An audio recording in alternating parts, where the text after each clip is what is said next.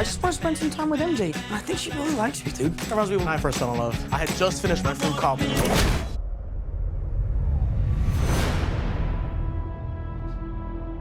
So nice to finally meet you, Spider-Man. Spider-Man Far From Home is directed by John Watts, who also directed Spider-Man Homecoming, and catches us up with Peter Parker as he's attempting to adjust to life after the events of Avengers Endgame. So let me start by saying, while I really enjoyed Far From Home, it has a few pretty egregious flaws that are going to be difficult to talk about without talking spoilers. So, at the end of my review, after I've given my rating, I'll do a quick spoiler section just to address my two big issues with Far From Home. Like I said, I really enjoyed Spider-Man Far From Home. It most certainly brought the funny, and the casting is on point. As always, Tom Holland is really good as Spider-Man.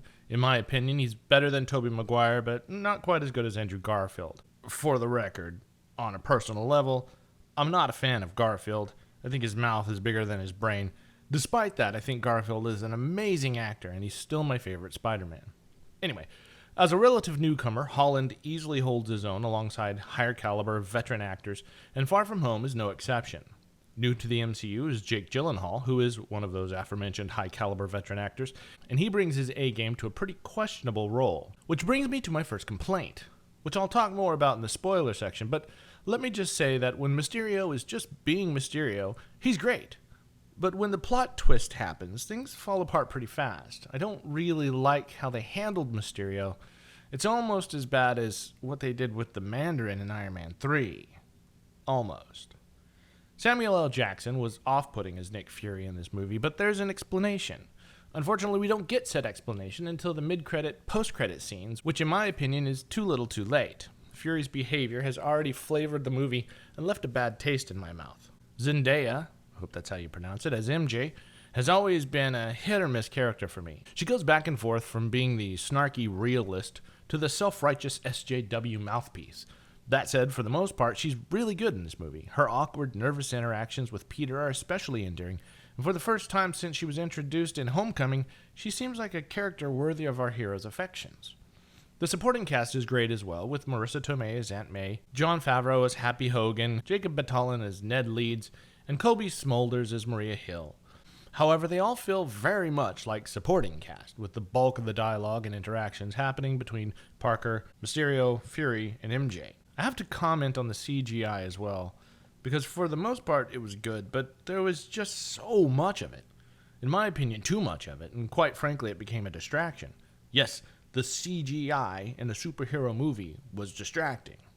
I don't know what to tell you. I have to say I was expecting more from Far From Home with regards to setting up future MCU movies. It certainly teases some of that in the trailers, but ultimately it doesn't deliver. Spider-Man Far From Home is far from perfect, but I enjoyed the ride, and I'm looking forward to seeing what the future of Spider-Man has in store for us. I'm giving it a 4 out of 5 stars. I'm hoping they have better things in store for Mysterio than just what we see here, and it's his treatment, and the other things I'll talk about in the spoiler section, that keeps it from getting a higher rating. And that's my opinion on Spider-Man Far From Home. If you want to hear my spoiler rant, stick around. Otherwise, thanks for tagging along, and I'll see you back here next week with another one. Okay, so what is so bad about this movie that it warrants a spoiler section? 2 things. Thing 1. They initially sell Mysterio as a superhero from another dimension. This is the scene they tease in the trailers where Parker gets all excited about the idea of a multiverse. Unfortunately, it's all a lie. All of it. No multiverse, no Mysterio, no superpowers, no elemental monsters. Everything that Mysterio does is holograms and drones. And I understand that the comic book Mysterio uses holograms, but that's all part of the suit, along with a number of other things. In Spider-Man Far From Home, the suit is just a prop. And once this is revealed, it makes everything that came before it suspect. Thing 2. So the moment when Hulk snaps his fingers in Endgame, and everyone who disappeared after Thanos snapped his fingers in Infinity Wars returns, has been universally dubbed the blip. The movie explains that when people returned during the blip, they reappeared exactly where they were when they disappeared. The number of questions this raises is staggering. What if they were in a moving vehicle when they disappeared? Would they reappeared in said moving vehicle, or in the spot occupied at the time of disappearance? If the former is true, then what happens when someone is in a seat that was occupied by someone who disappeared?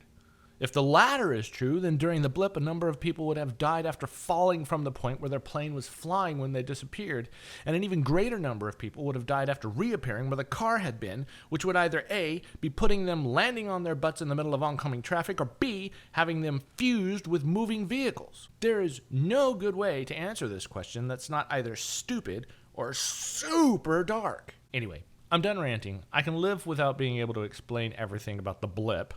But what they did with Mysterio is inexcusable. They did set up a Mysterio return at the end, so maybe we haven't seen the last of Mysterio, and maybe they get it right the second time around.